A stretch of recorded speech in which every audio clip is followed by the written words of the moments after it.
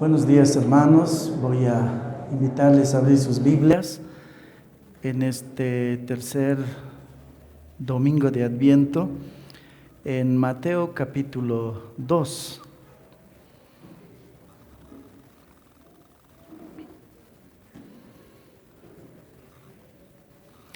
Desde la anterior semana hemos estado viendo este pasaje, pero esta vez nos vamos a concentrar en los versículos 13 y 15 de Mateo capítulo 2. Antes de comenzar, vamos a entregar este tiempo al Señor, leyendo los versículos 13 al 15, que son el núcleo de nuestro sermón en esta mañana. Dice la palabra del Señor. Después que partieron ellos, dice: He aquí un ángel del Señor apareció en sueños a José y dijo: Levántate y toma al niño y a su madre y huye a Egipto y permanece allá hasta que yo te diga, porque acontecerá que Herodes buscará al niño para matarlo. Y él, despertando, tomó de noche al niño y a su madre y se fue a Egipto y estuvo allá hasta la muerte de Herodes, para que se cumpliese lo que dijo el Señor por medio del profeta, cuando dijo: de Egipto llamé a mi hijo. Vamos a orar. Padre Celestial, nos acercamos a ti, agradecidos, Señor, por tu palabra. Queremos rogarte, Señor, que a pesar, Señor, de nuestros pecados y nuestras debilidades, a pesar de que tal vez muchos ni siquiera estamos prestos para escucharte, te rogamos que tú nos hables, Señor, a pesar de nosotros mismos. Que tú nos hables a cada uno de nosotros de una forma personal, Señor. En el nombre de Jesús te rogamos esto. Amén. La anterior semana comenzamos a meditar sobre esta historia navideña. Y habíamos dicho que esta historia en realidad es un eslabón dentro de la revelación de la historia de salvación de Dios. No, la historia de la salvación de Dios es como una construcción, y esta historia, que es muy navideña, es un eslabón, un ladrillo, vamos a decir, dentro de la construcción de la historia de redención del Señor. Como para muchos, la época de Navidad, para mí, ha sido siempre un tiempo muy especial. Cuando era niño y adolescente, era uno de los tiempos más especiales. Osvaldo, uno de nuestros ancianos, era uno de los que más celebraba la Navidad, ¿no? Seguro está por aquí. Él adornaba su casa ya en noviembre, ¿no? Porque realmente la Navidad era muy significativa para él. Para mí también lo ha sido desde chico. Cuando niño y adolescente era el tiempo de sentir a Dios más cerca. Era el tiempo en el que esperaba un milagro en medio de nuestras necesidades. También era un tiempo en el que podíamos dejar de lado la cotidianidad del año entero. No había clases, había un feriado en medio, arbolitos, casas adornadas, como no sucede mucho ahora. Había ferias por todo lado, algarabía, y en muchos lugares se exponían artículos navideños y juguetes. De pronto la ciudad cambiaba, el ambiente era diferente y todo parecía orientarse hacia Jesús y sus historias. En esos años yo siempre tenía como un anhelo que cuando sea grande, cuando sea mayor, compraré un pesebre, porque pensaba que el pesebre era ese lugar donde uno concentraba todo lo que significaba la Navidad. Nunca fui ni tuve tentación por hacer idolatría de eso, pero era tan significativo tener un pesebre y pensaba que sería lindo tener uno en casa para mirar eso y recordar lo que Dios hizo por nosotros. Mi familia era muy pobre, pero la Navidad cambiaba muchas cosas. La iglesia en esa época tenía siempre un culto nocturno de Navidad.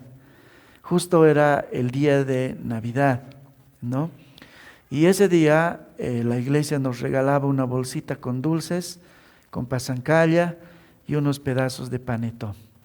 Yo llevaba ese día a todos mis hermanos, porque si íbamos todos íbamos a recibir una bolsita. Eso era bueno porque en la noche nosotros teníamos el tecito navideño, ¿no? Poníamos una fuente de pasancallas, ahí estaba nuestro panetón y esa era nuestra Navidad. Muchas veces mi mami estaba fuera de casa porque la Navidad era la época de buscar un negocio, hacer un emprendimiento, porque en la casa había mucha necesidad. Pero cuando ella regresaba, ella estaba muy alegre porque los chicos habíamos preparado la noche de Navidad con esos pedazos de panetón que nos daban en la iglesia. Pero más que eso, para mí, espiritualmente hablando, era un tiempo muy especial. Era la época en la que Dios estaba haciendo algo en mi vida. Fue tal vez esa época en la que Dios estaba revelándome su evangelio de una forma muy especial y muchas cosas pasaban en mi corazón y en mi cabeza, ¿no? Así que la Navidad tenía más significado que solamente un paliativo a nuestra pobreza. La liturgia cambiaba en la iglesia, los temas de estudio también, igual que acá en la iglesia. Incluso las canciones que cantábamos de un viejo himnario denominacional que se llamaba Himnos y Cánticos, ¿no? Cambiaban porque tenía una sección para la Navidad. Y entonces las canciones eran diferentes, cantábamos Adestes Fidelis, ¿Qué niño es este? O Noche Divina.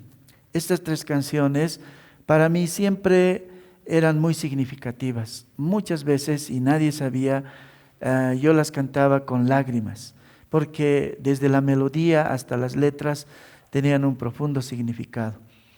En medio de todos esos cambios, nuestro pastor, que era un hombre muy sabio, solía hablarnos de las historias de Navidad para meditar en ellas. Él no tuvo una escuela, no tuvo lo que yo he tenido el privilegio de tener, alguien que me diga, así podrías hacer la liturgia, así podríamos administrar mejor el púlpito. Simplemente era Dios. Dios ponía en su corazón que la Navidad era un tiempo especial y entonces todo cambiaba, canciones, sermones, liturgia, todo era diferente en esa época. Y siempre pensaba que así tendría que ser la Navidad en las iglesias. Entonces era muy emocionante escuchar solo esa vez, porque luego casi nunca revisábamos historias de la Navidad para meditar en ellas. Así que, bueno, para mí, de todas formas, en esos días solo eran historias. Las historias diferentes que no se estudian en otras épocas, sino solamente en la Navidad. Por el año 2010, el Señor en su misericordia me conectó con la teología bíblica por un accidente. Entonces, las historias de Navidad comenzaron a tener otro significado. Muchas veces en la intimidad me llevaba a una alabanza que a veces no podía expresar acá, porque la Navidad llegó a tener otro significado, más allá de las historias de Navidad, más allá de los magos o los sabios o los pastores o los ángeles cantando. Cada palabra empezó a convertirse, como les decía, en un eslabón que armaba algo, pero todavía no sabía mucho. Apenas había entrado en algo que se llamaba teología bíblica. Por algún lugar Dios me hizo tropezar con una Biblia para niños. Por el otro lado, un hermano que era apologista me invitó a dar una conferencia sobre teología bíblica. Jamás había escuchado el nombre mismo, teología bíblica, así que fue mi primera época para ver de qué se trataba la teología bíblica. Y entonces se parecía mucho a algo que estaba sucediendo hace 2 años ya en mi corazón.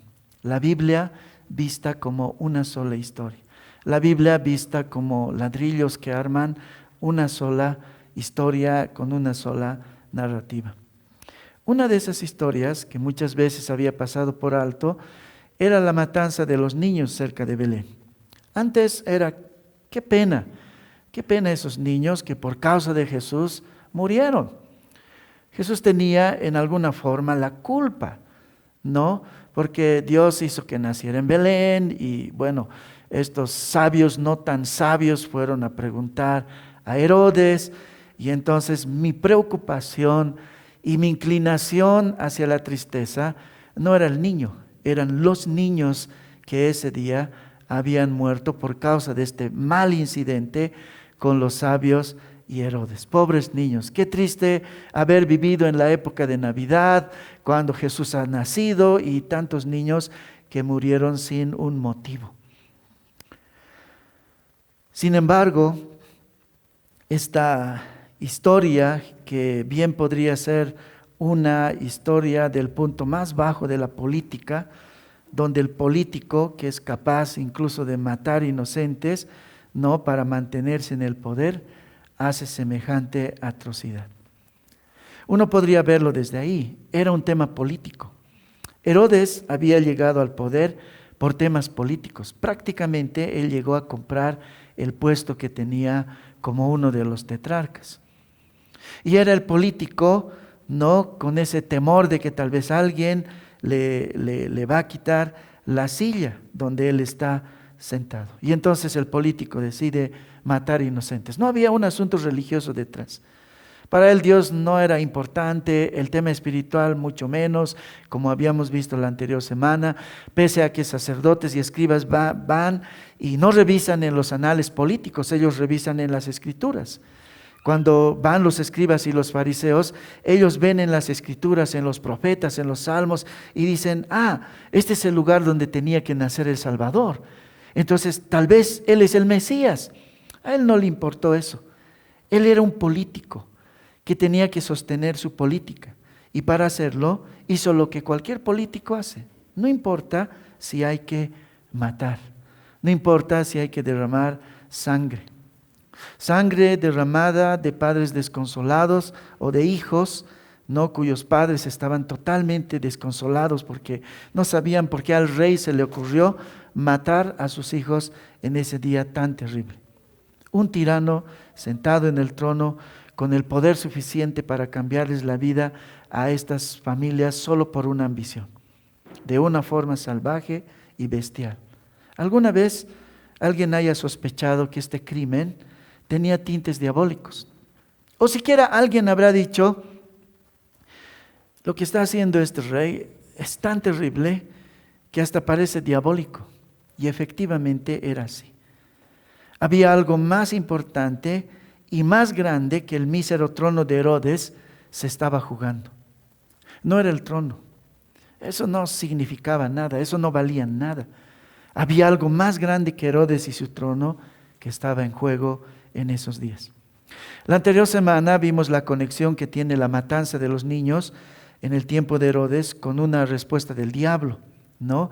El diablo está frente a una inminente derrota que se ha decretado en el jardín del Edén, luego que Adán y Eva caen en pecado. Entonces, les decía la anterior semana, Herodes no era el único que deseaba acabar con la vida del pequeño rey. También y sobre todo estaba Satanás.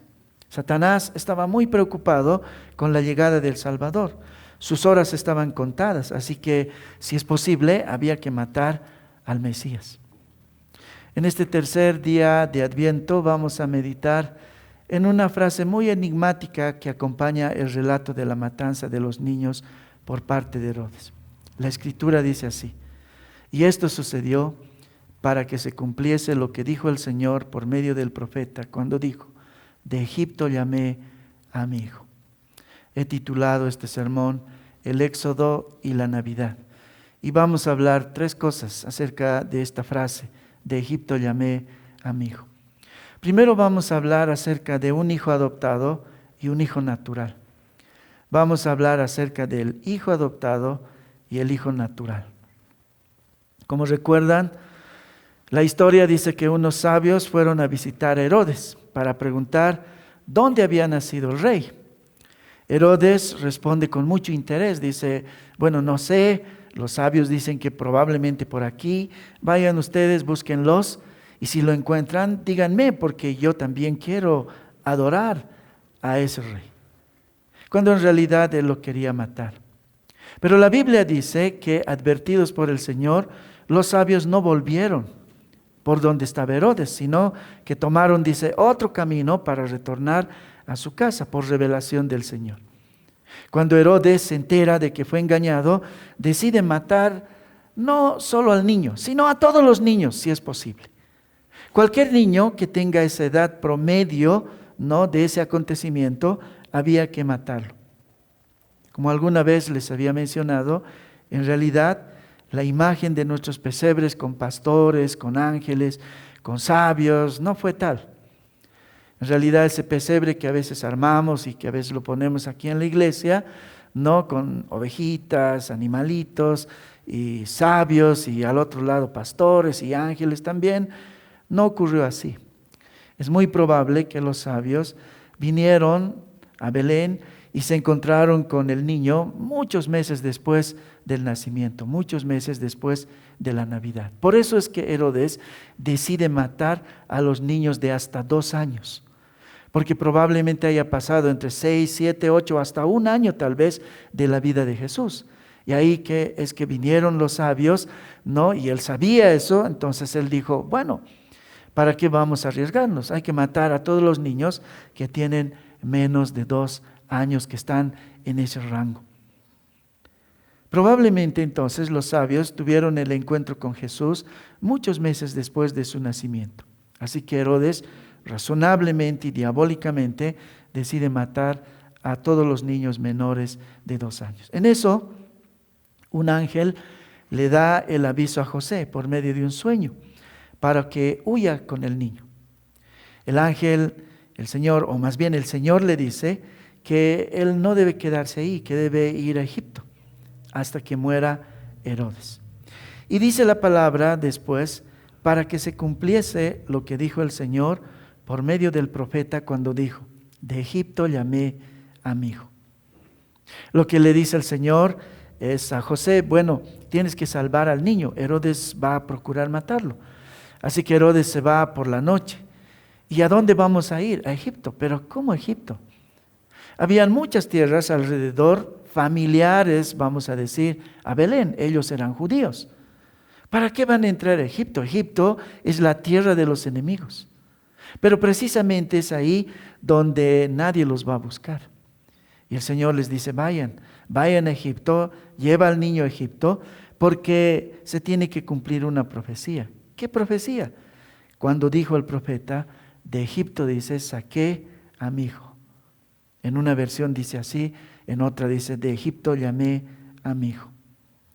Ahora, si tenemos cuidado al escuchar esta historia, acá se mencionan 2 asuntos y en medio de ellos a 2 hijos de Dios.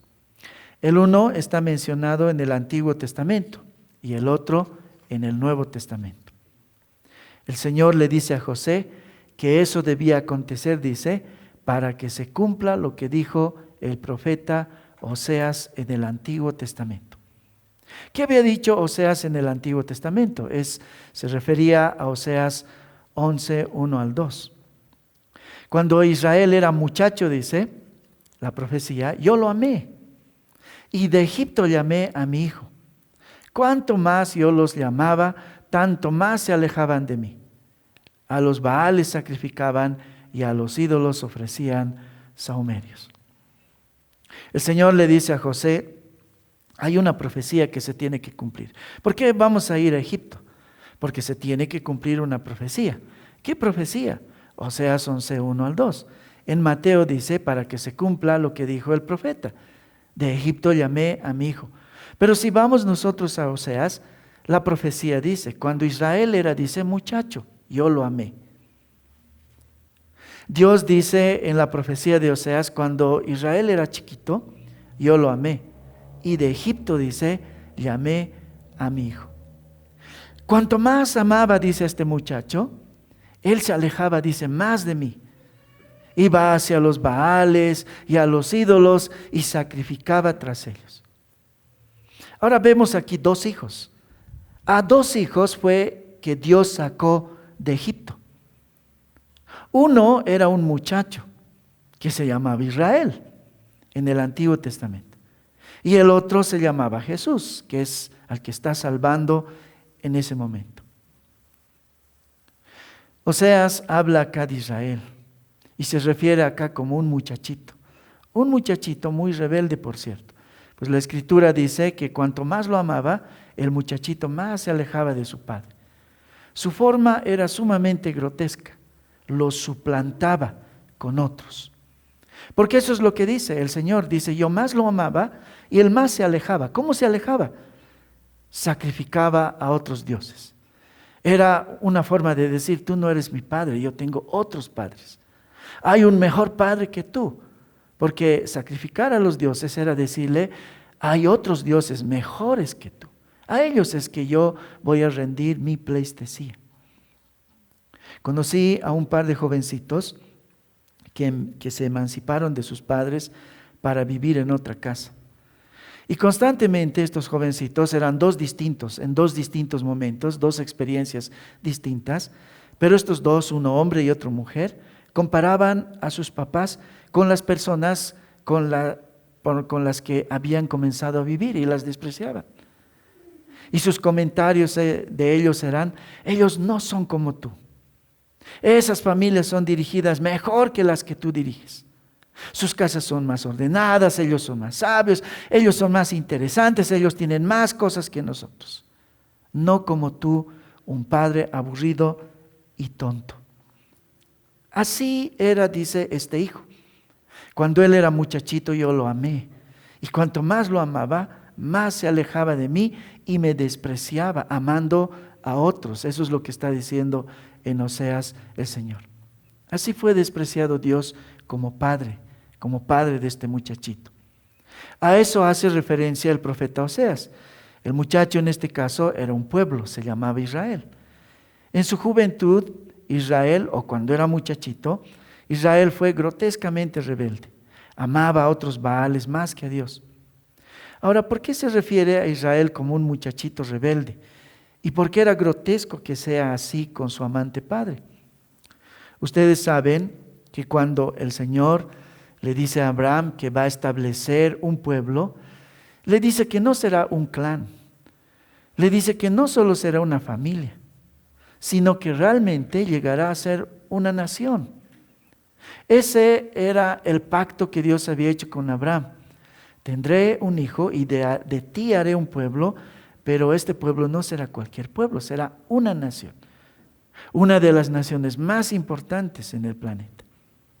Ahora, resulta que un día lo agarra Jacob y en medio de muchas cosas, una historia que ustedes conocen, a Jacob le cambia el nombre y le dice, no te llamarás tú más el engañador, te llamarás Israel.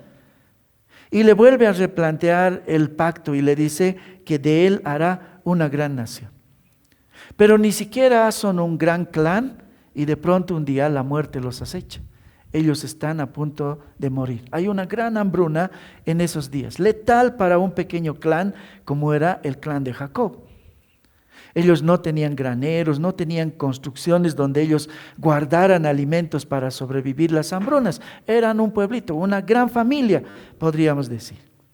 Así que seguramente la muerte los estaba acechando.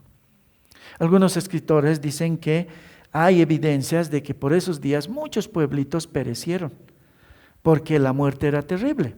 Y así estaba Jacob y su pueblito. Solo había una promesa detrás de ellos. Haré de ti una gran nación. Pero nada más. El hambre era terrible y la muerte inminente.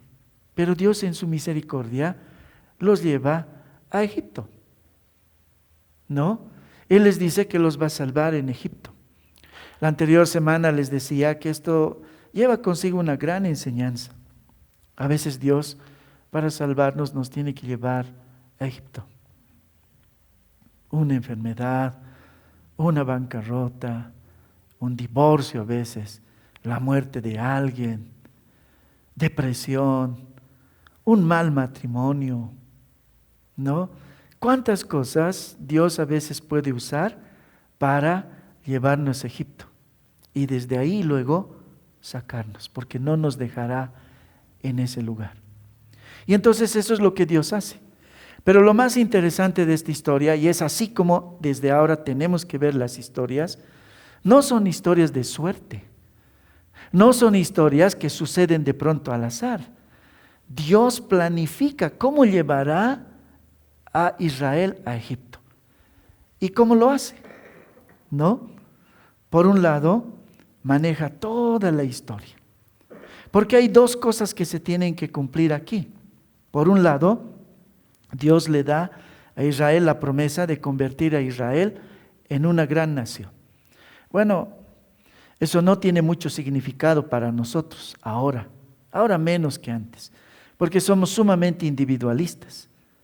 No hay que tener 10 hijos, hay que tener uno ahora, porque 10 hijos nos llevarían a la pobreza y a la bancarrota. Ahora hay que tener uno, ¿no? Y orar para que con suerte viva y no se nos muera. Pero eso nos va a hacer que nosotros podamos tener dinero y ahorros y llevarlo a una buena universidad, a un buen colegio, darle buena ropa. En esos días no. En esos días, cuanto más numerosa era una familia, más posibilidades de sobrevivencia. Pero no solo le promete Dios esto a Israel, sino que le dice que serás una gran nación. Ahora quiero que lo vean así. No, Dios llama a Christopher y le dice, no, de ti voy a hacer un país. Un país, sí. De ti va a salir una nación. Pero no una nación cualquiera, una gran nación. Y entonces un día él está a punto de perder a todos sus hijos, sus 12 hijos, en una gran catástrofe.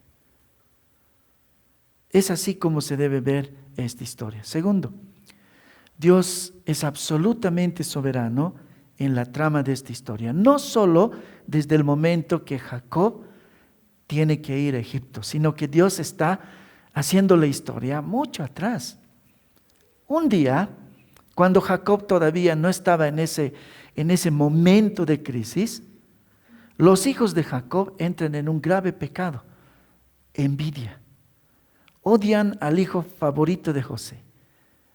¿Quién iba a pensar que ese odio iba a ser uno de los elementos que Dios va a usar para salvar a todo el pueblo? Dios estaba manejando la historia. O sea, no sucede las cosas desde que, no dice Dios, ¿qué hago ahora? Jacob está a punto de perecer con sus hijos, sino que él ya ha estado manejando los hilos de la historia. Y tiempo atrás, los hijos de Jacob odian por envidia al hijo favorito de Jacob. Lo golpean, lo venden y es llevado como esclavo. Y como en las mejores historias de ficción, él pasa de ser esclavo a ser mayordomo en la casa de un mercenario llamado Potifar. Y como en las mejores historias de ficción, él pasa de la cárcel a ser el gobernador de el país o la nación que era la hegemonía mundial en ese momento, Egipto. Entonces la historia, no como esas mexicanas donde, bueno, una chica se salva, es la más feita, viene del campo, se va a casar con el dueño de casa y no solamente eso, sino que será dueño de una gran empresa y esta empresa está ligada a Estados Unidos y luego se vuelve el presidente de Estados Unidos. Es una historia muy ficticia, pero Dios estaba haciendo eso. Dios estaba moviendo todos los hilos de la historia para que suceda esa historia un poco ficticia. Y en esos días, cuando Jacob estaba a punto de desfallecer con sus 12 hijos y morir por la gran hambruna, resulta que aparece José. Y José ya no es el chico odiado, sino que es el gobernador de Egipto. Y de la mano de José, el padre de este muchacho rebelde que se llama Israel, lo lleva a Egipto. No lo lleva para juzgarlo.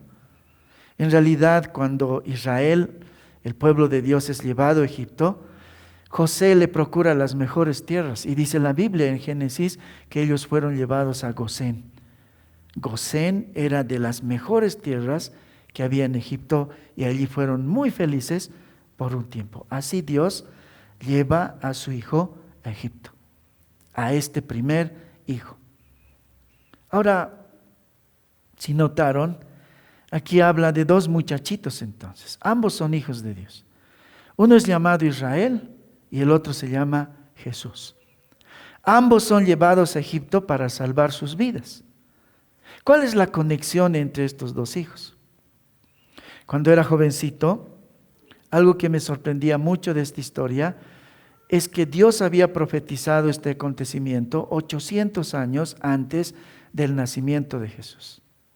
Eso de por sí para mí era increíble, 800 años coincidiendo con todos los asuntos. Eso suficientemente para mí era impresionante para creer en ese libro, en la Biblia. El documento más preciso y divino que se haya escrito. Pero para mí el milagro era solo eso. ¿Quién escribe algo con tanta precisión 800 años antes? Para mí eso era el milagro suficiente. Pero Calvino, Lutero y los puritanos fueron mucho más allá. Ellos no veían las profecías de Oseas como una predicción directa, sino como un cumplimiento tipológico centrado en Cristo. Uno dice, ¿qué es eso? ¿Para qué sirve saber esas cosas? Esta es la idea. Lo que dicen Calvino, Lutero y los puritanos es que el milagro de esta historia no es que 800 años, ¿saben lo que es 800 años antes de nuestra historia? ¿Dónde estaba la humanidad 800 años de donde estábamos? Un lugar muy lejano, ¿no? Y entonces se cumple algo con toda precisión en nuestros días. Pero Calvino, Lutero y los puritanos dicen, no, ese no es el mayor milagro. En realidad eso ni siquiera es tan importante. Lo más importante es que esto no es una predicción directa, sino un cumplimiento tipológico centrado en Cristo. Eso quería decir que esta historia fue intencionalmente armada para mostrar una verdad más grande que solamente la historia de Israel. Era mostrar a Jesús en el futuro. La Biblia tiene muchas historias, pero todas esas historias se conectan en una sola historia, en una sola narrativa. Y además esas historias van en una forma creciente hasta que se consolidan en Jesús. Esto es lo que se llama teología bíblica. Y en teología bíblica esto se le llama el proceso orgánico. Se le dice el proceso orgánico porque es como una plantita que en el Génesis se ve como un pequeño brotecito.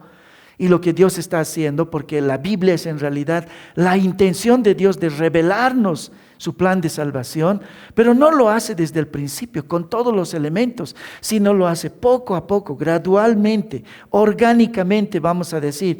Un poquito al principio en el Génesis, otro poquito en la historia de los patriarcas, otro poquito en los profetas, luego en los salmos, hasta que en el Nuevo Testamento en Jesús, esto se convierte en un gran árbol que se consolida en Jesús. Eso es lo que se llama la teología bíblica, el proceso orgánico. Las historias de la Biblia son como una plantita pequeña en el Génesis que muestra algo. Ese algo se va a consolidar en Jesús, pero ese algo no va directamente, sino que crece.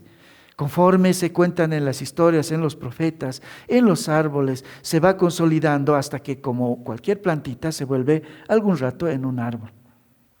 Es decir, entonces, el propósito de la profecía de Oseas no era simplemente admirarle al mundo para decirle, miren lo que hago yo, que soy Dios. Voy a profetizar algo 800 años antes y se va a cumplir precisamente como dije. Calvino, Lutero y los puritanos dicen, no. En realidad lo que Dios estaba haciendo era decirles, les voy a mostrar un poquito de algo más grande que ocurrirá un día. El milagro no eran los 800 años en el medio. El milagro era el significado que tenía cuando Dios llevó a Jacob y a sus hijos metiéndolos a Egipto. Era para sacarlos de Egipto, porque Él tenía un plan. De Egipto saqué a mi hijo. Este muchachito que se llamaba Israel, entonces no era el centro de la historia, sino un tipo, una sombra, un símbolo, una señal de algo más grande. La historia de Jacob entrando en Egipto para luego ser sacado de ahí era un tipo, era una sombra de algo más grande que tiene su cumplimiento en Jesús. Entonces acá Vemos dos hijos, como dirían Calvino y Lutero. Un hijo adoptado por gracia, llamado Israel, y el otro hijo natural, llamado Jesús. Juan Calvino dijo una vez, Dios llama a Israel su hijo, no por naturaleza, sino por adopción. Y esta adopción era una sombra de aquel hijo único en quien reside plenamente la filiación. Ahora solo nos falta entonces explicar por qué Dios ve a Israel como un muchachito cuando lo saca de Egipto, porque esa es la expresión que usa Dios cuando en Oseas dice, no, de Egipto saqué a mi hijo. Y en Oseas dice, a mi muchachito. ¿Por qué dice eso? Dios tenía un plan con Israel. La promesa era que se convertiría en una nación. Pero cuando sale de Egipto, no sale como una nación. En realidad solo salen como un clan un poco más ampliado. Porque es en el desierto cuando Dios los va a convertir en una verdadera nación. Entonces, figuradamente hablando, cuando Dios saca a Israel de Egipto, lo saca como un muchachito, un clan más grande, una familia más grande, nada más. Y en el desierto los va a madurar. La segunda cosa que vamos a hablar acerca de esta frase que dice, de Egipto saqué a mi hijo, es acerca del significado del Éxodo y la cruz. Hay un vínculo muy profundo entre el Éxodo y la cruz. Si no es, en términos definitivos, el único mensaje, el mismo mensaje, el Éxodo y la cruz.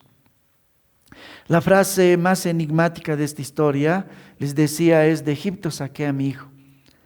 Esta frase es sumamente impresionante en esta historia. Para dimensionarla en su verdadera magnitud, tenemos que ir a la historia. Cuando Dios saca de Egipto a su otro hijo, al adoptivo. Y debemos hacernos esta pregunta, ¿cómo sacó Dios a su muchachito Israel de Egipto? ¿Cómo sucedió? ¿Cómo fue ese evento? Podríamos resumirlo en una sola palabra, fue milagroso. Pero, ¿qué significa milagroso? En esos días, el faraón había decidido diezmar a Israel matando a sus niños cuando nacían varones. Ellos, dice la palabra en Éxodo, tuvieron miedo porque ellos crecían en número, y aunque eran esclavos, algún día ellos serían tantos que los egipcios no podrían contenerlos. Así que el faraón dice, hay que matar a todos los que son varones. Y ordena a las matronas, que eran las que asistían a los partos de los israelitas, no para matar a los niños. Pero Dios, en medio de esa matanza, otra vez salva a Moisés.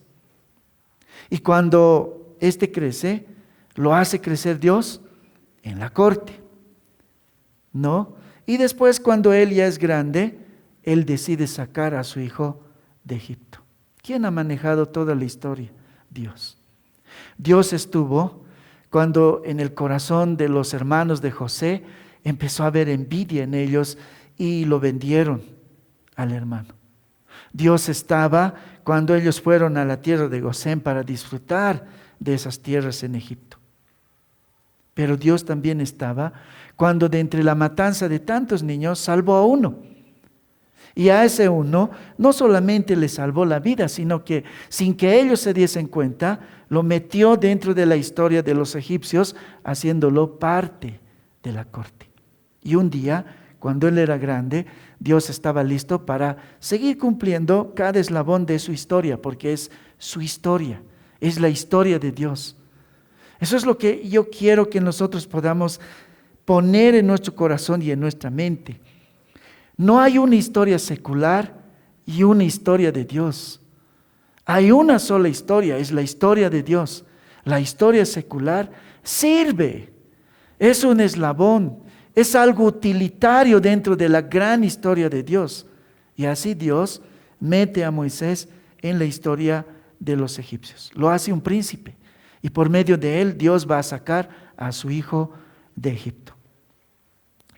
Dios usa en los días de la liberación plagas. Cada una de estas plagas tenía un propósito, demostrar que Él es Dios y los dioses de los egipcios no lo eran.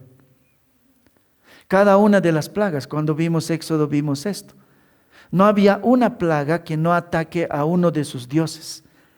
Por ejemplo, cuando hay una época de oscuridad y de sombra, Dios estaba desafiando al dios Ra, porque en Egipto Ra, el sol, era el Dios de la iluminación, el Dios que hace crecer las cosas, el Dios que da luz. Pero Dios oscureció y Ra no pudo hacer nada. Era la forma de Dios de decirle: tus dioses no son dioses realmente. Así, plaga tras plaga, era un desafío de Dios a los dioses egipcios. Y al final, Dios desafió al Dios de la vida en Egipto. ¿Cómo lo hizo? Mató a su hijo. Para ver si su Dios tal vez puede hacer algo como nuestro Dios, que puede resucitar a su hijo. El faraón no podía, sus dioses eran inservibles. Así que Dios mató a su hijo y su Dios, el Dios de la vida, no pudo hacer nada en tal situación.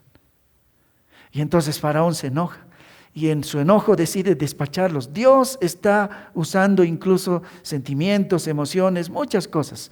Faraón en un momento hace lo que muchas veces hacemos, cosas descabelladas. No medimos las circunstancias y eso es lo que dice: váyanse por favor, no quiero ver más a estos israelitas, que se vayan, y ordeno a todo el pueblo que les regalen todas las cosas que puedan y que se vayan. Y así ellos se fueron de Egipto ricos.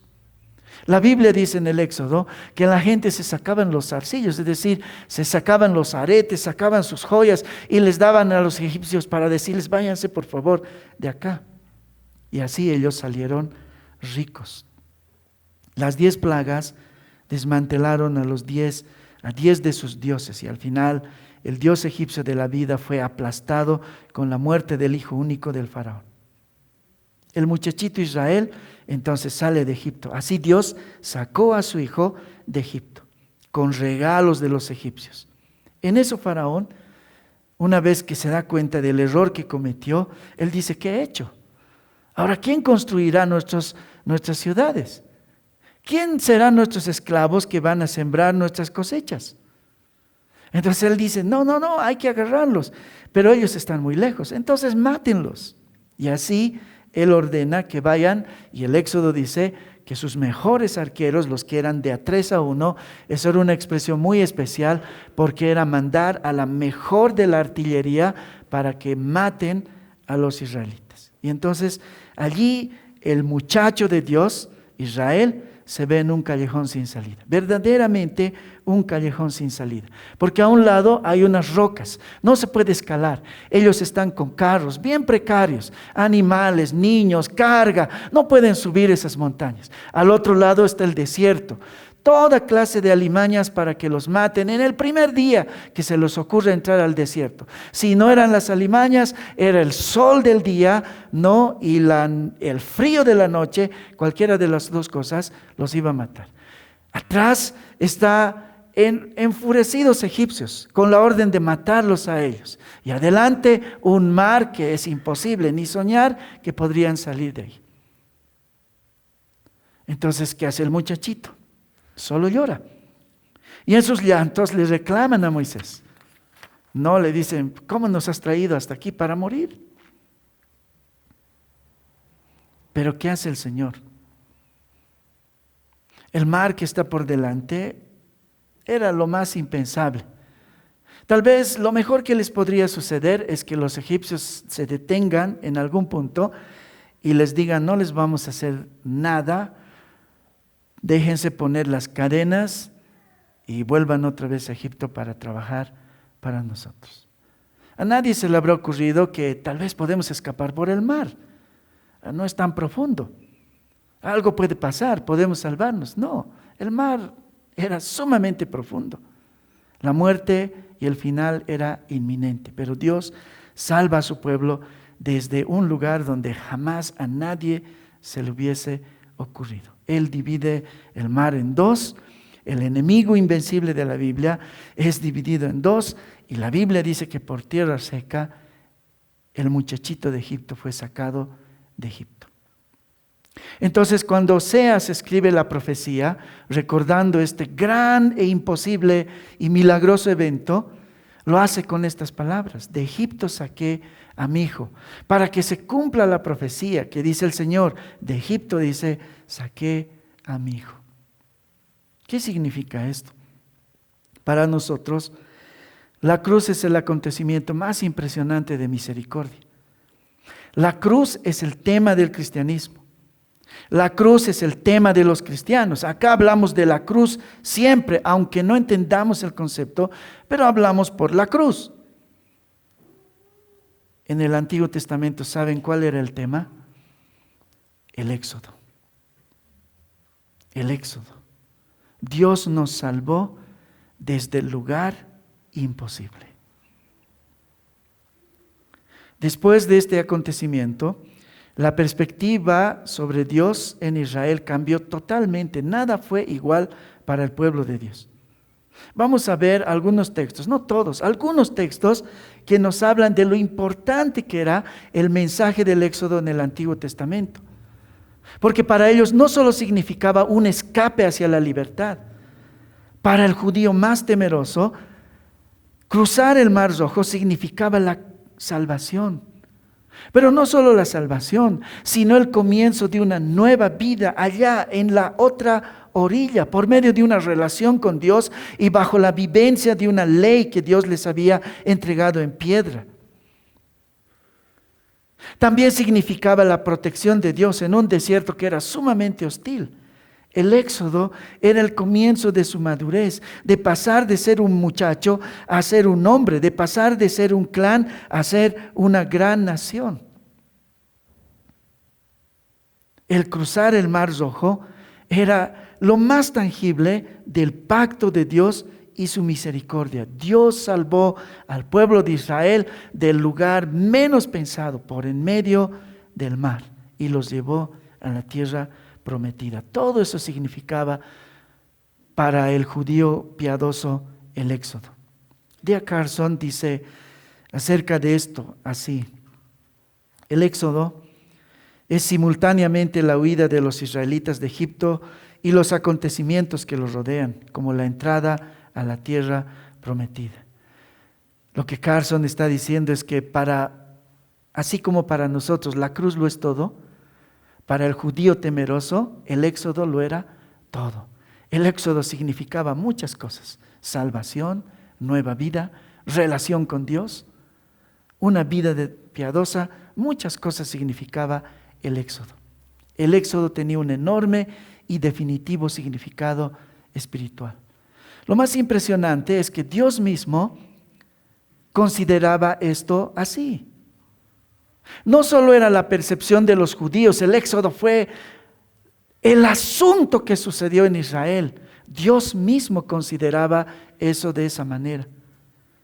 Por ejemplo, cuando el Señor les da los 10 mandamientos en el Sinaí, estas son las palabras en Éxodo 22 al 3. Miren lo que les dice.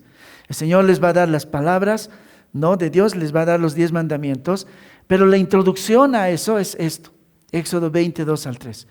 Yo soy el Señor tu Dios, el que te saqué de Egipto, de la casa de servidumbre. Antes de darle los 10 mandamientos a Israel, Él les dice que el que está hablando con ellos, el que les está dando las nuevas leyes, el nuevo patrón de vivir, la nueva forma de vivir, no es cualquiera. Recuérdenme, ¿saben quién soy? Soy el que los sacó de la tierra de Egipto, de la tierra de servidumbre. Y luego de eso les dice: por lo tanto, no tendrás dioses ajenos delante de mí. Y el segundo mandamiento y el tercer mandamiento. Pero la introducción a los 10 mandamientos es: yo, el que te saqué de Egipto. Pequeño, muchacho, yo soy el que te saqué de Egipto. Dios les recuerda que lo que hizo con Israel simplemente era increíble y misericordioso. Yo los salvé. Así que por esta razón ustedes deben adorarme. Y la adoración no es llevar sacrificios, no es llevar cosas buenas a un altar, es vivir de tal manera que lo hagan bajo mis principios, bajo mis parámetros espirituales y morales. Y entonces les da sus mandamientos. porque yo los salvé, yo los saqué de Egipto. Por esa razón ustedes deben vivir así. El fundamento para el deber en sus vidas debería ser la forma increíble, misericordiosa e imposible como Dios les había salvado. El Señor no les dice: si me obedecen cumpliendo los 10 mandamientos, entonces yo los sacaré de Egipto. Él les dice: yo los saqué de Egipto, por lo tanto ustedes deben obedecer los 10 mandamientos. Porque no es por obras, es por gracia. Primero es lo que Dios hace y luego nuestra respuesta de adoración. Esto es bien importante para cómo vamos a terminar el sermón. En otras palabras, Él les dice: yo los he salvado. El yo los he salvado es el fundamento de mi pacto con ustedes. No lo que han hecho ustedes, sino lo que yo hice por ustedes. Ahora obedézcanme. Y así, cuando uno lee el Antiguo Testamento, y ahora ustedes van a ver que así es, cuando lean el Antiguo Testamento, este momento está repetido mucho en el Antiguo Testamento, como la cruz en el Nuevo Testamento. Sean los salmos, sean los profetas, en cualquier momento hay una alusión a este gran momento, la salida del muchacho de Egipto. Por ejemplo, vamos a ver un salmo, el Salmo 77, 13 al 20. Oh Dios, santo es tu camino. ¿Qué Dios es grande como nuestro Dios? Tú eres el Dios que hace maravillas. Hiciste notorio en los pueblos tu poder. Con tu brazo redimiste a tu pueblo, a los hijos de Jacob y de José. Te vieron las aguas, oh Dios, las aguas te vieron y temieron. Los abismos también se estremecieron. Las nubes echaron inundaciones de aguas. Tronaron los cielos y discurrieron tus rayos. La voz de tu trueno estaba en el torbellino. Tus relámpagos alumbraron el mundo. Se estremeció y tembló la tierra. En el mar fue tu camino y tus sendas en las muchas aguas, y tus pisadas no fueron conocidas. Condujiste a tu pueblo como ovejas por mano de Moisés y de Aarón. ¿Alguna vez han visto este pasaje? Esta es la descripción más vívida de lo que pasó el día que ellos cruzaron el mar. No es como en Disney, no es como en Hollywood, que de pronto el mar se parte y nada más, y ellos van en seco y luego mátalos. Aquí en el Salmo 77 da unas descripciones impresionantes de lo que fue el día de su salvación. Tú hiciste, dice, que todos los pueblos tuvieran temor, tu poder fuera notorio en todas las naciones, porque tú salvaste a tu pueblo. ¿Cómo dice? Las aguas te vieron y temieron, entonces se partieron, y los abismos también se estremecieron. Y en ese momento dice, las nubes echaron inundaciones. Hubo un fenómeno físico que no se puede explicar aquí. Y dice, tronaron los cielos, o los truenos, los relámpagos. O sea que el día que ellos fueron salvados, hubo truenos, hubo cosas que nunca ellos habían visto, y una voz en medio de ellos. Y ante esa voz, la tierra tembló, el mar tembló, y le abrieron camino al Señor y a su pueblo. Así sacó Dios a su muchacho de Egipto. Ellos querían salvarse, no. Porque al final esta revelación termina diciendo esto: condujiste a tu pueblo como ovejas por mano de Moisés y de Aarón. ¿Cómo se salvan las ovejas? Podríamos, como pastores, entrar en razón con las ovejas y decirles: ovejitas, no saben lo que les espera, tenemos que ir por aquí, síganme, vamos.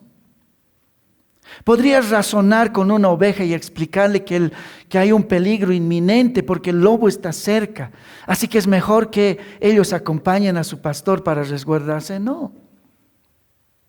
Las ovejas no tienen ni siquiera idea de lo que les espera si caen en las fauces del lobo, como en el mundo. La gente no tiene idea de lo que viene después de este mundo. No, ellos creen que va a ser como las fábulas de los griegos, o como las fábulas, ¿no?, del Islam, donde los buenos tendrán muchas esposas y lindas cosas, y los malos solo tendrán una. Ese será su gran castigo. No. Las ovejas o los cabritos de afuera no se dan cuenta de lo que viene después de esto. Así que Dios salva a su pueblo como ovejas. Eso es lo que dice, así termina el Salmo 77. Condujiste a tu pueblo como ovejas por mano de Moisés y Aarón. Los únicos que se estaban dando cuenta de esto eran Moisés y Aarón. Como a veces, los únicos que a veces en un pueblo, en una iglesia se dan cuenta y saben la magnitud de lo que significa conocer o no conocer al Señor, tomar en cuenta el éxodo o la cruz. ¿Cuál es la diferencia? A veces son los pastores, los ancianos, y sufren, y ruegan, y hacen todo lo posible. Las ovejas no saben que hay un lobo alrededor.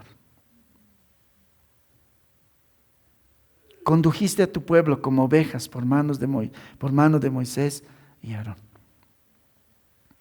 Muchos de nosotros acá hemos sido atraídos primero a un mensaje, otros por alguna amistad, algunos han venido por curiosidad, algunos los ha traído la enfermedad, el sufrimiento. Algunos estamos aquí en la iglesia, no sé, por cualquier cosa.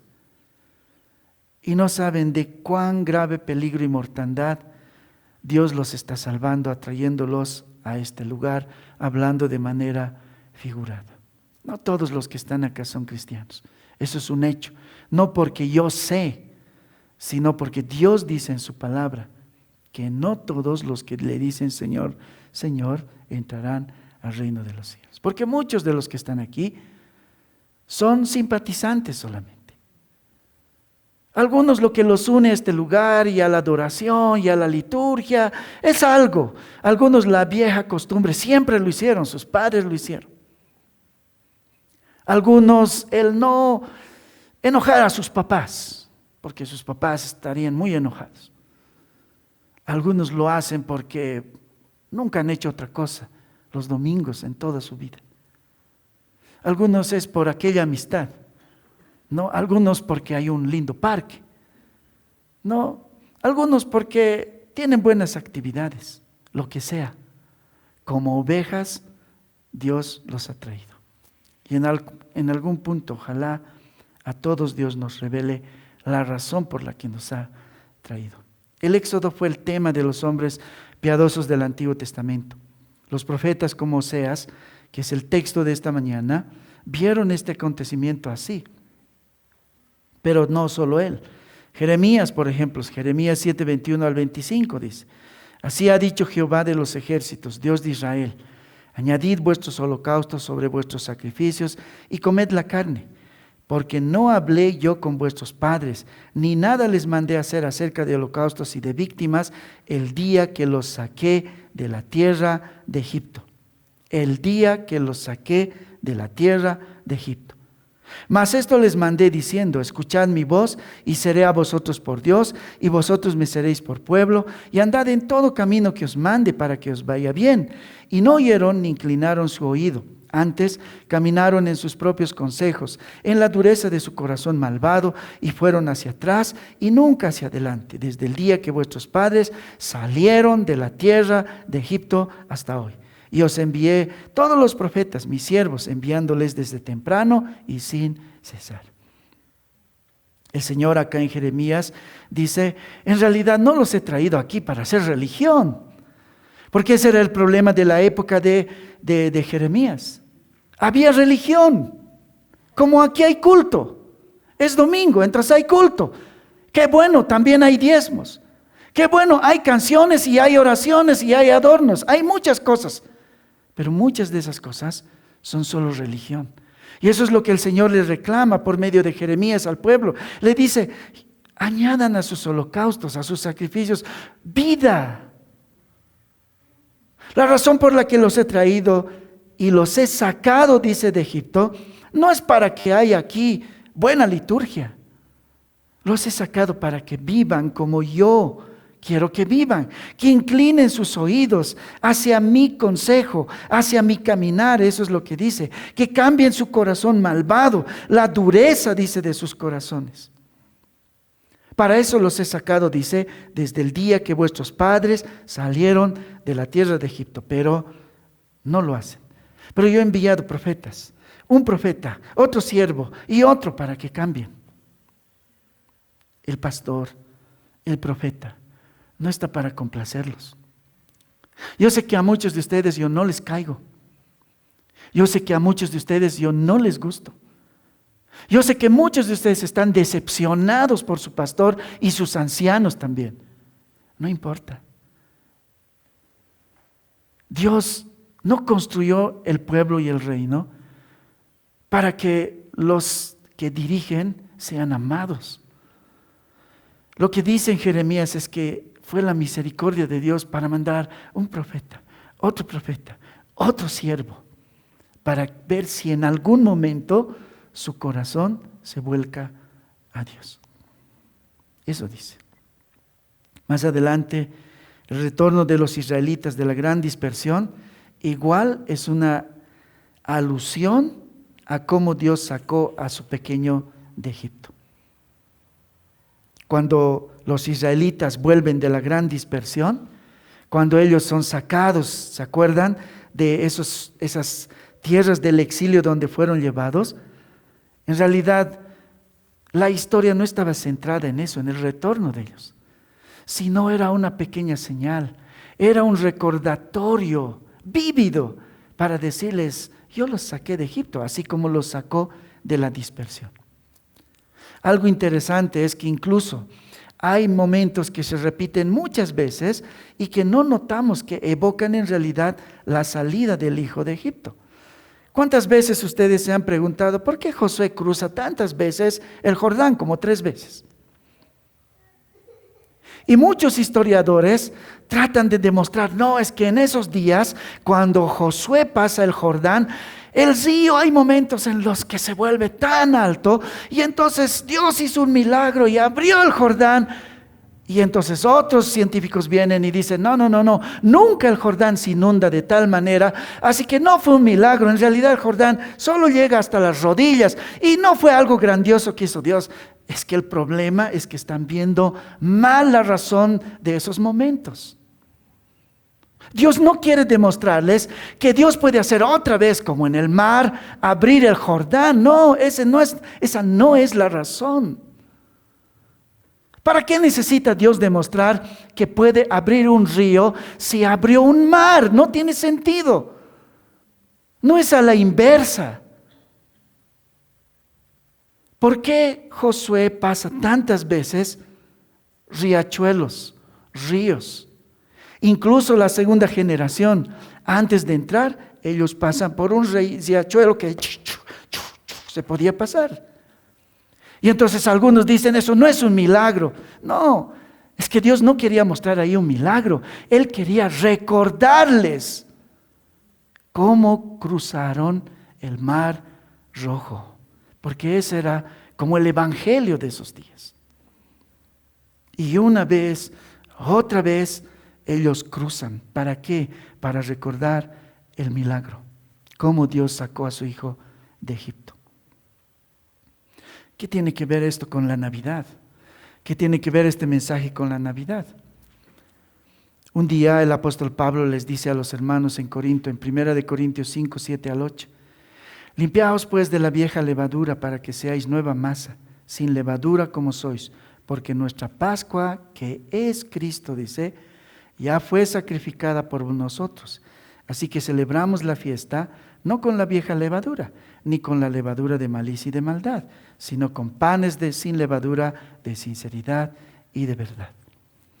En medio de lo que dice Pablo, él dice, todo lo que ha pasado antes, vamos a volver a revisar esto, todo lo que ha pasado antes era una señal. La Pascua, que era el momento antes de que el hijo sea sacado de Egipto, él dice, el apóstol Pablo dice de forma bien contundente, nuestra Pascua, es decir, nuestro éxodo, que es Cristo, dice. ¿Qué está diciendo Pablo con eso? Está diciendo, en realidad la Pascua no era el evento. Entonces, ¿cuál era? Cristo. Cristo, porque desde el lugar del que jamás te hubieses imaginado, Dios decidió salvar a los pecadores. ¿Cómo? A algunos se nos hubiera ocurrido ya, el mejor hombre del mundo que muera. Tal vez si Dios mata a Gandhi, entonces Todos tendrían que ser perdonados. Pero Gandhi era pecador. Gandhi era imperfecto. Gandhi no podría soportar la ira de un Dios airado. No se imaginan lo que es un Dios airado, un Dios enojado. Así que él no podría soportarlo. Entonces, el hombre, alegóricamente hablando, diría, ¿de dónde viene nuestra salvación? Y Dios salva al hombre de este lugar imposible. Yo voy a matar a mi hijo. Él pagará sus pecados. Eso es lo que Pablo está diciendo en nuestra Pascua. Lo impresionante del Éxodo, en realidad era un símbolo, era una señal. ¿De quién? De Jesús. Porque nuestra Pascua, dice Pablo, que es Cristo. Dice, nuestra Pascua, nuestro Éxodo, dice que es Cristo, ya fue sacrificado por nosotros, dice el apóstol Pablo. Pablo vincula el Éxodo con Cristo. ¿Por qué? Vamos a ver el último punto para responder esto. El pueblo y el Hijo de Dios. La tercera cosa que vamos a ver es el pueblo y el Hijo de Dios. Cuando ocurre la historia del Éxodo, Dios le dice a Moisés que se dirija con estas palabras al faraón. Son palabras muy extrañas y de verdad quisiera que anoten lo que estamos viendo esta mañana. En Éxodo 4:23, Dios le dice a Moisés, ve a decirle al faraón que tiene que dejar a mi pueblo. Pero estas son las palabras que le dice Moisés por instrucción de Dios al faraón. Éxodo 4:23.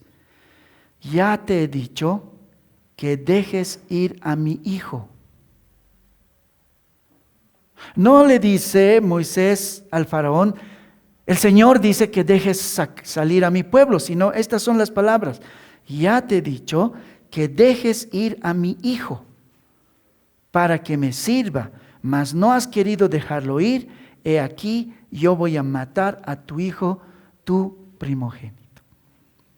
Dios le dice, por medio de Moisés al faraón, deja ir a mi hijo. No le dice, deja salir a mi pueblo, le dice, libera a mi hijo, le dice. ¿Quién era el hijo en ese contexto? Israel. Si no lo haces, yo voy a matar a tu hijo, el único que tienes, el primero. Y no lo hace, y lo mata. Cuando Dios le pide soltar a su pueblo, entonces se refiere a él como su hijo. Qué forma más extraña de hablar acerca de Israel, pero no era extraño para Dios. Israel era la sombra de su verdadero hijo. Por eso Israel está equivocado ahora cuando piensa que Él es el centro de la historia, Él es el reloj de Dios. Muchas iglesias andan confundidas pensando que Israel es el reloj de Dios. Israel es un elemento que Dios usó, no es la razón de la historia. Israel era la sombra del verdadero hijo. Y ese es el contexto teológico de las palabras de Oseas y de Mateo cuando dice, de Egipto llamé a mi hijo. De Egipto llamé a mi hijo, porque literalmente Dios dijo eso al faraón, deja ir a mi hijo. Por eso, cuando Jesús ya es joven, el Señor lo lleva al desierto, porque ¿quién lleva al desierto a Israel? Su hijo, el Señor. El Señor los lleva al desierto. Cuando Él le pide la liberación a Faraón de su hijo, Él no les dice, los voy a llevar a otro pueblo. El Señor dice, los voy a llevar al desierto para que en el desierto me adoren. Porque donde no hay nada, Dios lo es todo. Y entonces Dios mismo lleva a Israel al desierto. Y cuando Jesús ya es joven, dice la palabra en Mateo 4, que el Espíritu Santo llevó, dice, a Jesús al desierto para ser tentado. En todo lo que Israel fue tentado, Jesús fue tentado en el desierto, pero Él no sucumbió. Les voy a dar solo un ejemplo por causa del tiempo. Israel, por ejemplo, cuando estaba en el desierto, le faltó comida. Y verdaderamente no le faltó comida, solo que le faltó la buena comida. Así que ellos protestaron y le dijeron a Moisés: ¿por qué nos has sacado de este lugar? Es un desierto. Ay, me acuerdo de Egipto, los ajos, las cebollas, los puerros, los pepinos, dicen, los peces, los pescados.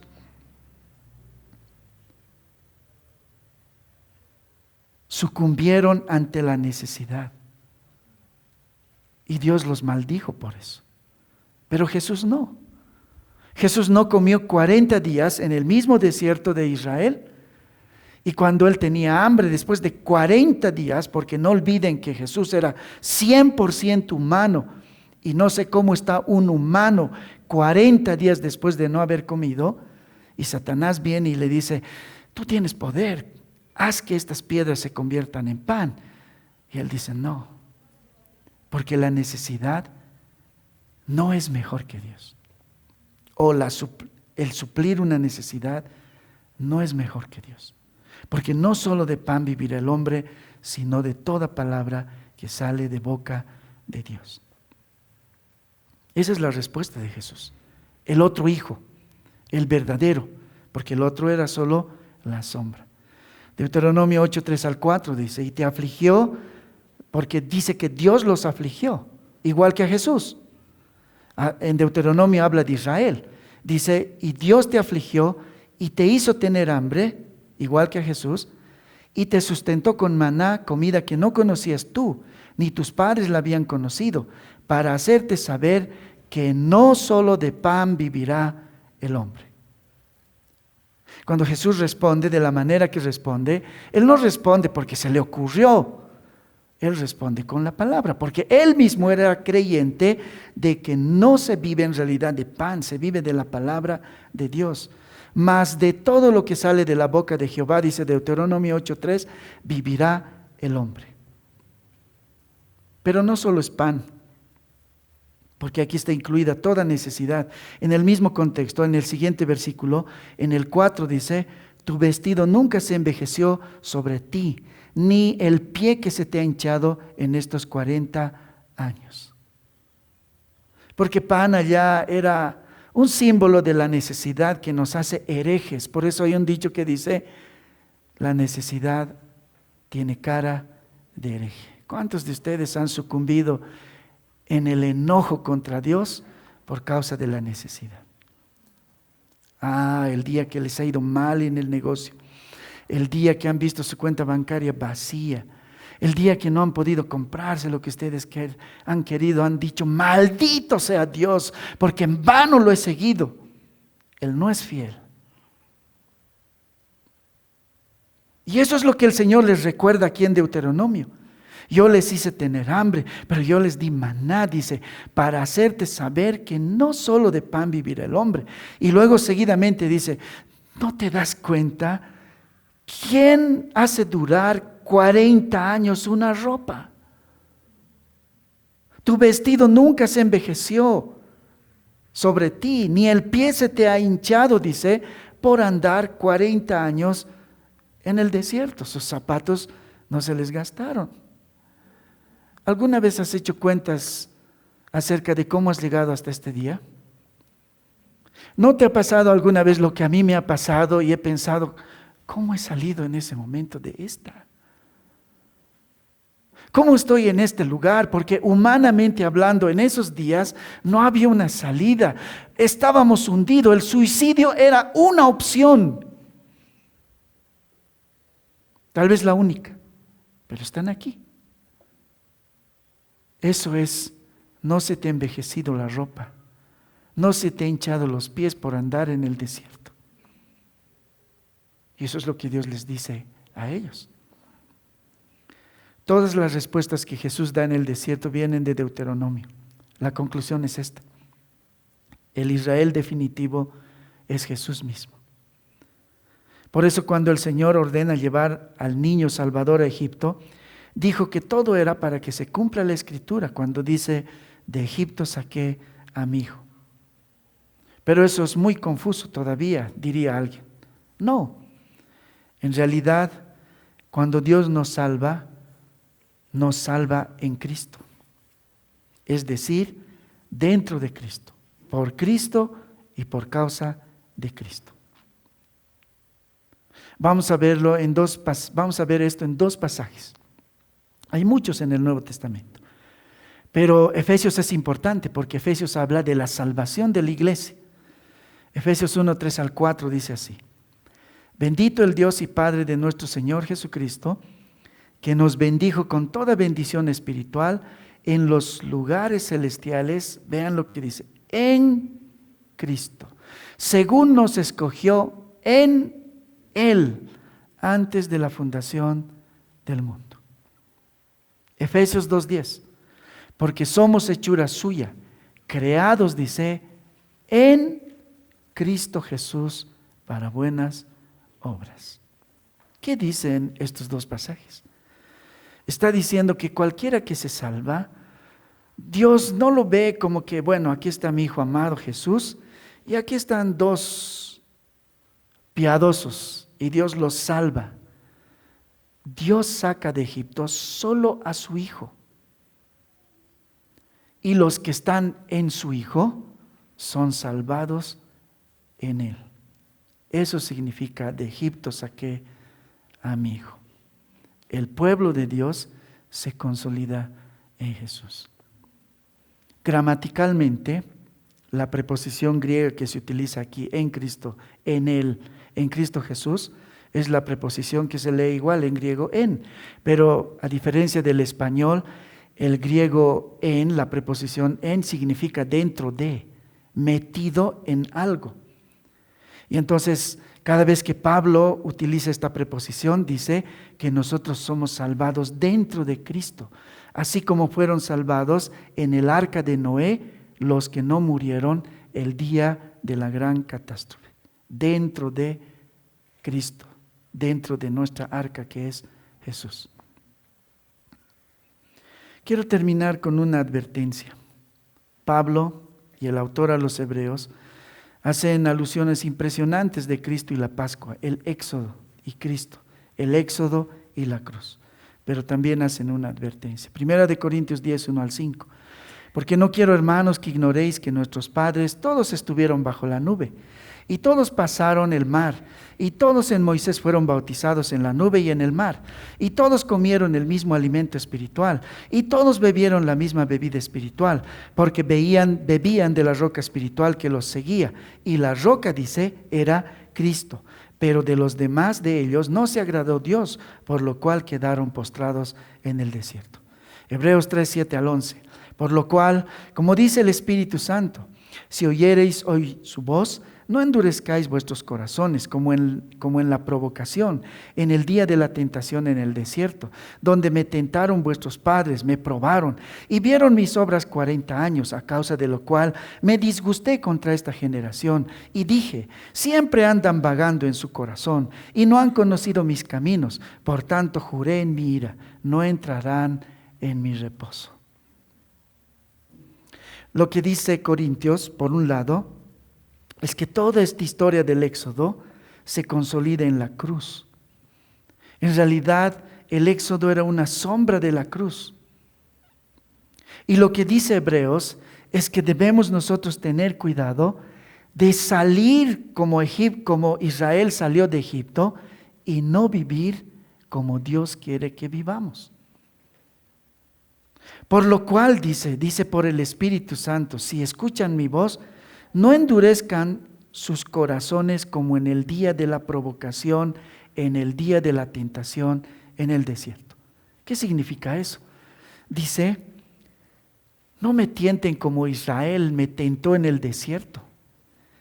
Y él lo llama a este momento el día de la provocación.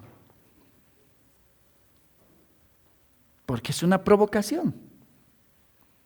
Porque eran los israelitas diciéndole a Dios: sí, tú me has salvado, ¿y qué? Yo no quiero vivir conforme a tus estatutos. Punto. Pero yo te salvé. Sí, pero ¿qué importa? ¿Para qué me salvas? Por eso se llama el día de la provocación. ¿Y qué pasó con ellos? Ninguno entró en la tierra prometida. El desierto se regó de muertos, de los que salieron de Egipto. Pero Hebreos lleva eso a nuestro plano. Miren cómo lo dice. Al final en el versículo 10 dice: y hay algunos, dice, que andan vagando en su corazón y que no han conocido mis caminos. Porque hay otra forma, dice, de vagar como Israel lo hizo en el desierto, que es vagar en el corazón. ¿Qué es vagar en el corazón? Es no entender de qué se trata la vida cristiana. Y al final Hebreos, dice esto, que es tan terrible. Y puesto que no han conocido mis caminos, en el versículo 11 dice: por tanto juré en mi enojo, no entrarán en mi reposo. Eso quiere decir, no entrarán al cielo. El que está divagando en el desierto de su corazón como los israelitas, sin reconocer a Dios en su vida, no entrará al cielo. En la primera Navidad, detrás de la muerte de estos inocentes en manos de Herodes, había una revelación especial. Dios salva a su pueblo que está en el Hijo. Dios saca a su pueblo que está en el Hijo.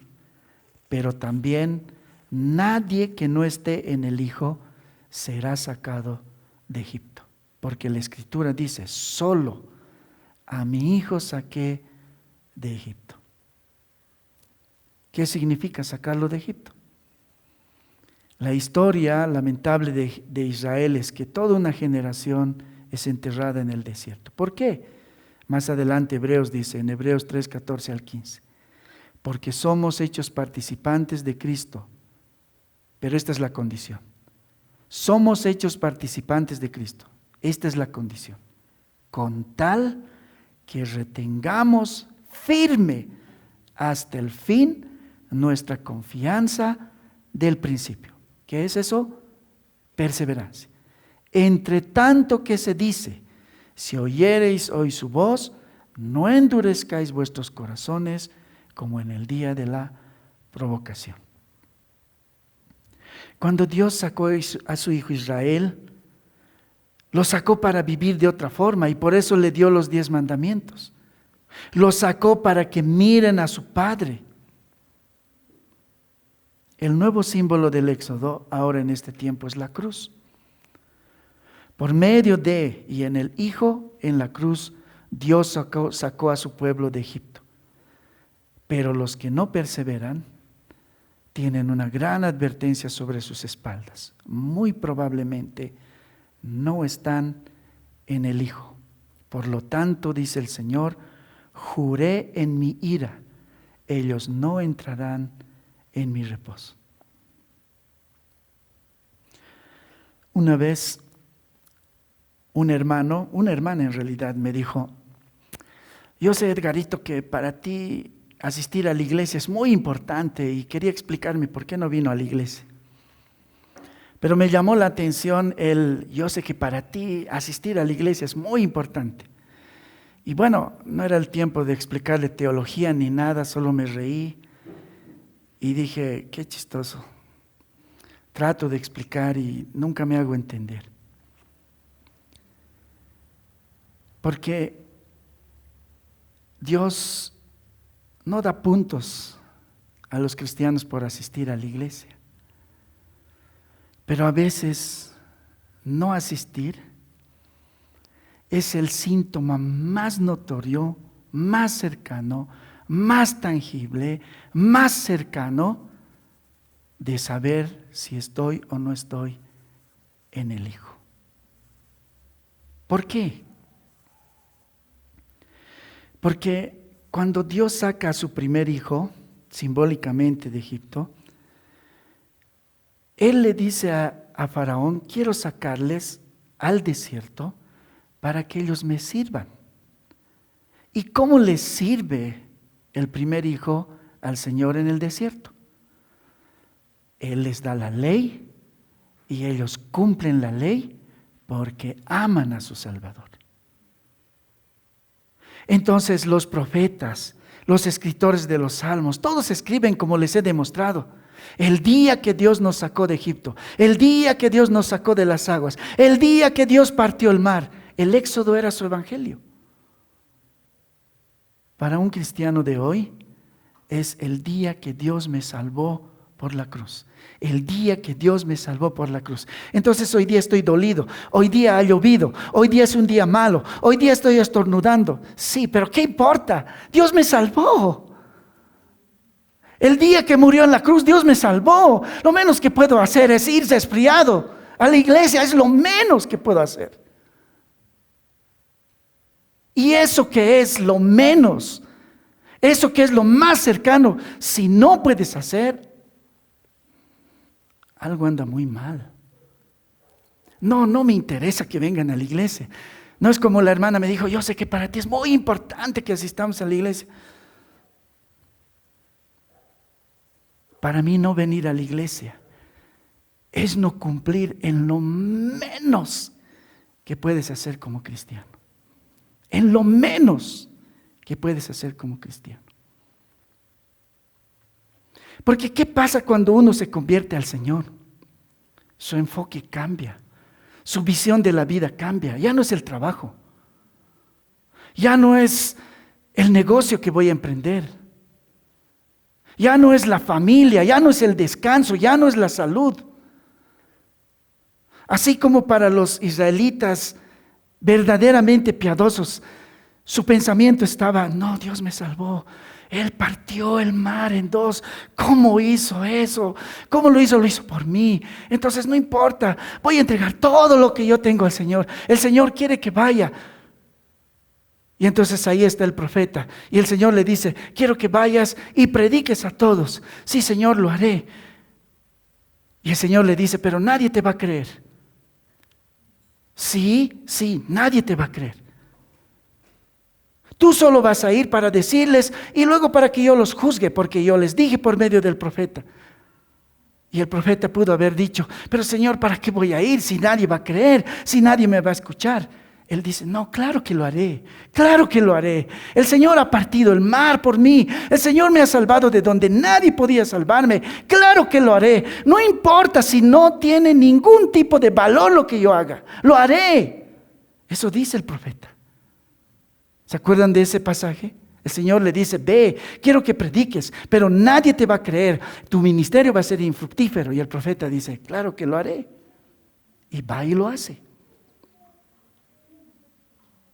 Cuando uno verdaderamente ha sido sacado de Egipto, todo cambia. Todo cambia, como cuando uno está enamorado. Cuando uno está enamorado, no llama a su enamorada y le dice, oye, está haciendo mucho frío, así que no vamos a poder vernos. O no tengo mucho dinero, no puedo llevarte al cine. No. Cuando uno está enamorado, puede sacar dinero de donde sea, puede trabajar en lo que sea, puede estar haciendo frío, puede estar haciendo mucho calor. Su perspectiva ha cambiado de tal manera que hay una sola cosa en su mente. Y yo quiero decirles, en cuanto al cristianismo, asistir a la iglesia es de las cosas más pequeñas que un cristiano hace. Es como respirar. No tienes que esforzarte para respirar. Y si no puedes hacerlo, algo muy grave está pasando en ti. No estar en Cristo significa no ser sacado de Egipto al final. Un creyente que ha dejado Egipto se lo puede notar en la centralidad que tiene en su vida Cristo. Y el ejemplo más cercano y más demostrativo de que algo anda mal es la asistencia a la iglesia. Ciertamente Dios no da puntos por asistir a la iglesia, pero ella puede revelar muchas veces que el desastre está cercano. La Navidad es un recordatorio de cómo Dios sacó e hizo el éxodo de su Hijo. Convirtió a su Hijo en un hombre. Y eso es lo que recordamos en la Navidad. Lo hizo hombre. Abrió el mar en una forma, por decirlo, del lugar que menos hemos pensado. ¿Quién podía creer que Dios iba a hacer a su Hijo un humano para que Él, siendo hombre, pueda pagar todo lo que le hemos hecho a Dios? Pero también siendo Dios, Él pueda soportar la ira de un Dios airado. porque ningún hombre lo hubiese podido. Así abrió Dios el mar para nosotros. Vamos a orar. Señor,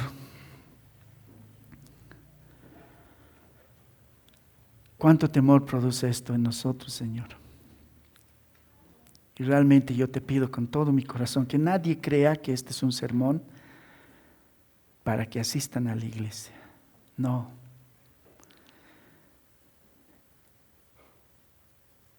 Es el miedo de saber que algunos están respirando ya muy poco. Cuando yo le digo a alguien, no has podido venir ni siquiera a la iglesia, para mí es el miedo de que está dejando de respirar.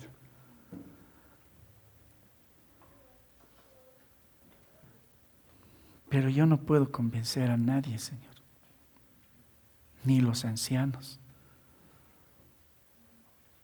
Solo tu Espíritu puede poner esa convicción en nuestro corazón de ver las cosas de Cristo como las más prioritarias por sobre la vida misma. Porque Cristo dijo, el que no deja padre, madre, casa, hijos, riquezas, no es digno de seguirme. Que quizá es la otra forma de decir, el que no ha dejado esas cosas, todavía no está en Cristo. Y no estar en Cristo significa no ser sacado nunca de Egipto. Que tú pongas la convicción en nosotros, te ruego en el nombre de Jesús. Amén.